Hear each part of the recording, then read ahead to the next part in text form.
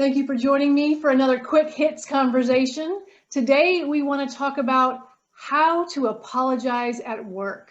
Jim, you want to start us off? Sure. So, the important thing is to take your time in doing it. There's sort of this temptation to just say, I'm sorry, and then move on to the next thing when you need to give a little bit more time.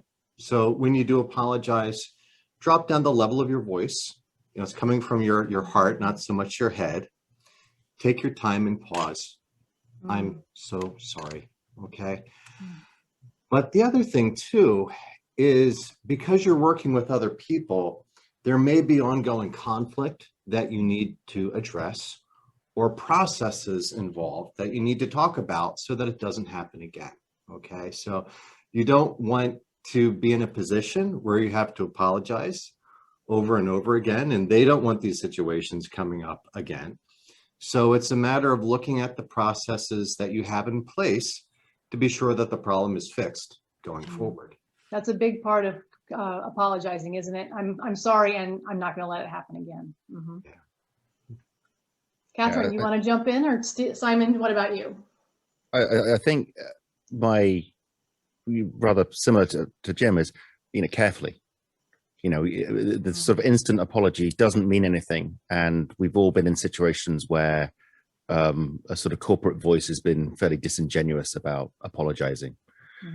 But I also think that particularly if you're in a position of responsibility, your words carry weight, and they should be carefully delivered in a situation where you've considered what the appropriate action should be. And obviously an apology is, a heartfelt apology is part of that. And also, as we were saying, it's like, how do we not go here again?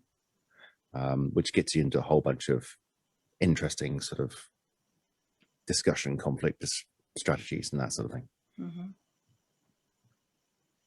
I think about, but in terms of the timing of it, that if you leave it too long and something has happened, if you've done a wrong or, intentionally or otherwise, hopefully unintentionally. Yeah, right. That if you've left someone going, if they're going, actually, that wasn't okay, and you have to wait 3 hours or something for an apology or a day, that feels a bit weird from me from a point of view of receiving an apology.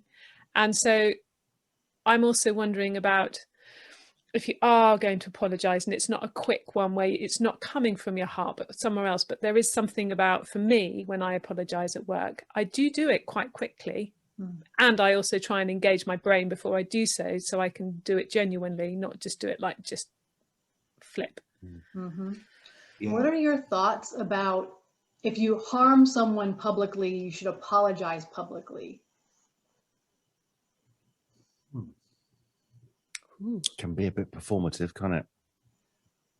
Yeah, because I had a situation not too distant past that I was on a meeting with someone that had 5 other people in it, and huge verbal faux pas, insulted her. And so I sent a group text saying, I need to apologize to you. Please reach out to me. And unfortunately, she didn't have her phone for a whole day. I didn't hear back from her for 36 hours. You can imagine what I was making up about that.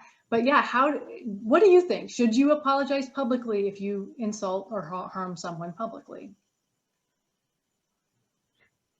A lot of this depends on the magnitude of the indiscretion or something, doesn't it? How so?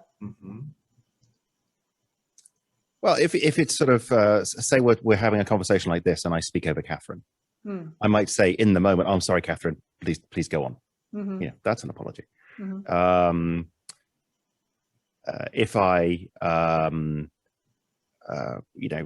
do a big email and completely tear Catherine apart, and then the next day, regret that needs handling in a different way, if you see what I mean. So it's sort of like the apology needs to match the thing you're apologizing for, both in time and in magnitude and in thoughtfulness. I think it also has to be the same audience. So you have to apologize to the same people that heard the original event. And if you are timely about it, you're going to be more likely to reach the same people. And if they may not think there's been something that needs apologizing for. There might be some rules between me and the other person, which I've overstepped, that I would apologize privately, but nobody else may know that there was any kind of issue going on. Catherine, what's going on for you? No, I'm just wondering about this idea of matching and what goes on for us, and whether we've all got the same kind of things. That do we all do it the same, or do we have our own ways of apologizing? And that, or maybe there'll be cultural differences, because we've got us Brits over here and you're American, and whether or not culturally there's something around apologies that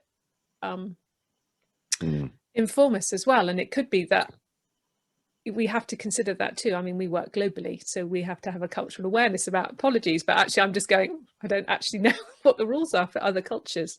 So I'm just contemplating that as well, that we have our own individual culture of doing it, which may or may not meet somebody else's. And then in my case, I was apologizing to someone in the UK, and I sent a text saying I needed to apologize to the group, but then the actual apology took place in just the two of us.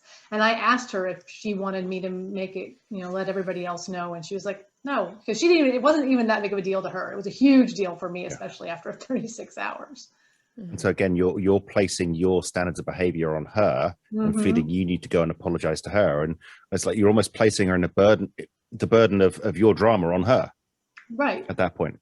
Right. I mean, she understood, and she felt bad that she had ignored me for 36 hours. But that's an interesting point. Another side to apologizing is, are you trying to alleviate your guilt and making someone else responsible for alleviating your guilt when they don't feel harmed? How do you like navigate that?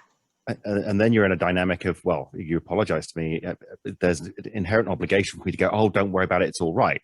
Whereas, in fact, I may still be really quite annoyed. And, it's a very interesting dynamic, isn't it, when you get into it? Yeah. Do you have more conversation? Or if I'm the annoyed, harmed party and someone apologizes to me, sometimes I'll say, I need to have more conversation about this, please. And I'll continue, even though they've apologized, just let me talk through it. And if they don't, then that makes me think, well, their apology is not sincere. It's not sincere. That's what I make up then. But certainly in the UK, if someone apologizes to you, the cultural rules are you're meant to accept their apology and it's never discussed again. I think that's culturally true here as well. What do you think, James? Do you think? Yes. Well, part of forgiveness means that it needs to be accepted for it to really stick, for it to really work. But I also wanted to bring up the point that being able to apologize and to be able to forgive is really a part of creating a healthy culture. Or else you just keep carrying on resentments, things end up being miscommunicated or unsaid, which means that things don't get fixed. So it's really important to nip these things in the bud if you can.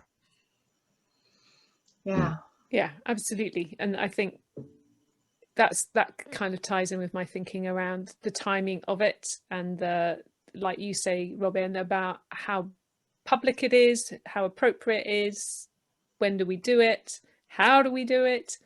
We've got all those nuances going on. So well, I think another thing to consider is how often people say I'm sorry very flippantly.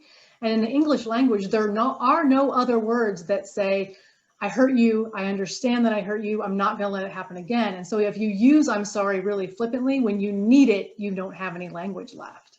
And some people use I'm sorry to mean pardon, I didn't quite hear you as well. Yeah. Exactly. Yeah. So and we have a culture. Some parts of our culture is that people just apologize just for breathing. We sort of over apologize, and I don't know whether that goes on so much in the States. We see it among women in the United States, young women particularly. Yeah. And that's something else. Yeah, that's a whole separate conversation, is using I'm sorry when you don't mean I'm sorry. And it is by beginning an apology dynamic, you are placing some responsibility on the person you're apologizing for. And that may not always be welcome. Yeah, to accept or not accept. Well, we're at our 10 minutes, so I'm going to have to cut us off. But I want to thank you for engaging in this conversation with me. I knew it was going to be a challenging conversation, and you guys stepped up to the plate. So thanks so much. And I look forward to doing it again real soon. Have a good one. Thank you. Thank you. Bye.